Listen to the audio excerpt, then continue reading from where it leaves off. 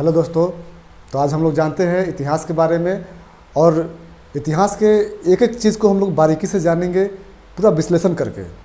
तो मैं बता दूं कि 6ठी शताब्दी ईसा पूर्व अपने इंडिया को 16 महाजनपद में बांटा गया था। अपने भारत को 16 महाजनपद में बांटा गया था। अब यहाँ पे बात आती है कि भाई महाजनपद क्या है। तो महाजनपद का मतलब हुआ राज्य। जैसे अभी हमारे भारत में कितने राज्य हैं भाई? तो 28 राज्य हैं, यानी कि हमारा इंडिया जो है राज्यों में बटा हुआ है। तो 6ठी शताब्दी ईसा पूर्व भी इंडिया जो है, भारत जो है, कितना राज्य में बटा हुआ था? 16 राज्य में। अब इस 16 राज्य का नाम भाई क्या है? एक का नाम है पंचाल, दूसरा काशी, तीसरा कौशल, चौथा कुरु, पांचवा कंबोज, छठा मगध, सातवां मल्ल, आठवां मत्स्य, नौवां जो है वत्स, 10वां वज्जी, 11वां अंग, 12वां अस्मक, 13वां अवंती, 14वां गंधार, 15वां सूरसेन और 16वां जो है चेदी। अब 16 राज्य जो है, 16 महाजनपद हमें याद कैसे रहे, इसके लिए एक ट्रिक आप अपने माइंड में रख सकते हैं।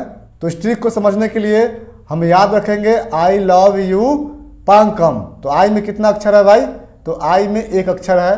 लव में कितना है? तो 4 है। और यू में कितना है? तो 3 है। यानी कि पांग से क्या हो जाएगा? एक ही महाजनपद होगा पंचाल। क से क्या होगा भाई? तो क से 4 महाजनपद होगा, काशी, कौशल, कुरु, कंबोज।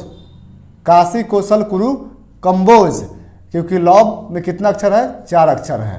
फिर क्या करेंगे हम लोग? फिर क्या देखेंगे हम लोग? यू। तो यू में कितना अक्षर है? 3, यानी कि म से जो है 3 महाजनपद हुआ, मगध, मल्ल, मत्स्य। फिर यहाँ तक अब क्लियर हुआ।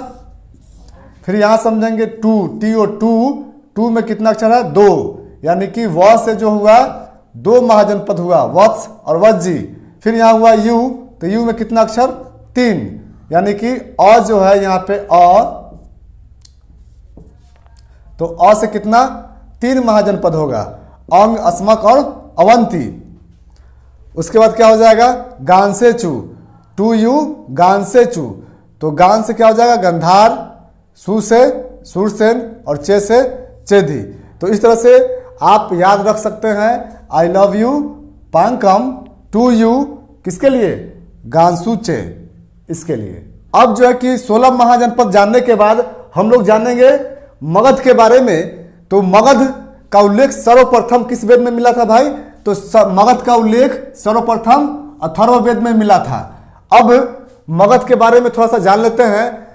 इस 16 महाजनपद में मगध जो है अपने आप को शक्तिशाली बनाने के लिए बहुत संघर्ष किया और बहुत मेहनत किया, और अंततः यह सबसे शक्तिशाली साम्राज्य बन गया।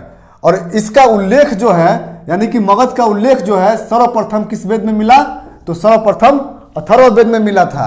और महाकाव्यों के अनुसार मगध की जो राजधानी थी, कहाँ थी भाई? तो राजगिरी को गिरिवर्ज भी कहा जाता है। अब बात यहां पे आती है कि मगध जो साम्राज्य था, उसका प्राचीनतम संस्थापक कौन था भाई? तो प्राचीनतम संस्थापक जो है मगध का, बृहदत्त था। तो मगध का प्राचीनतम संस्थापक कौन था? बृहदत्त था। अब बृहदत्त के पिता जो थे, यानी कि इनके फादर कौन थे? तो वसु कौन था? तो बृहदत्त का पिता। और जरासंध कौन था? तो जरासंध बृहदत्त का बेटा था।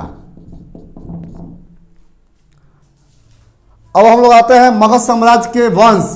मगध साम्राज्य के कितने वंश हुए? तो मगध साम्राज्य के 3 वंश हुए। मगध साम्राज्य के वंश 3 हुए। तो तीनों वंश को हम लोग याद कैसे रखें? तो याद रखने के लिए क्या करेंगे? हम लोग याद रखेंगे हसीना मान जाएगी फिल्म, या हसीन से तीनों वंश हमारे माइंड में आ जाता है। जैसे ह से हो गया क्या? हर्यक वंश। ह से हो गया 1 में हर्यक वंश, और सी से हो गया 2 में शिशुनाग वंश, और 9 से हो गया 3 में क्या भाई? तो नंद वंश। तो हर्यक वंश में कितने शासक हुए? तो हर्यक वंश में पहला शासक हुआ बिंबिसार, जो कि 52 वर्ष तक मगध पे अपना राज किया, अपना शासन किया। इसलिए बिंबिसार को मगध का वास्तविक संस्थापक भी कहा जाता है। तो बता दें कि पहला वंश था बिंबिसार, दूसरा हुआ अजातशत्रु, और तीसरा हुआ उदयीन, और चौथा हुआ नागदशक। यानी कि हर्यक वंश के अंतिम शासक नागदशक है और प्रथम शासक बिंबिसार है। अब आते हैं शिशुनाग वंश में। तो शिशुनाग वंश के प्रथम शासक कौन है? शिशुनाग। और इसके अंतिम शासक कौन है भाई? तो कालाशोक। अब हम लोग आते हैं नंद वंश में। तो नंद वंश के प्रथम शासक कौन है? तो प्रथम शासक है महापद्म नंद, और नंद वंश के अंतिम शासक जो है वो है घनानंद। अब हमें जानना है कि बिंबिसार अपने जीवन काल में क्या क्या किया। अजातशत्रु क्या किया, उदयीन क्या किया, नागदशक क्या किया। बिंबिसार कौन है, अजातशत्रु कौन है, उदयीन कौन है, नागदशक कौन है। फिर हमको जानना है शिशुनाग वंश में शिशुनाग कौन है और कालाशोक कौन है। फिर हम जानेंगे नंद वंश में कि महापद्म नंद कौन है और घनानंद कौन है। इन सारे शासकों के बारे में हम लोग नेक्स्ट वीडियो में चर्चा करेंगे। तब तक के लिए इतना ही, मिलते हैं फिर अगले वीडियो में।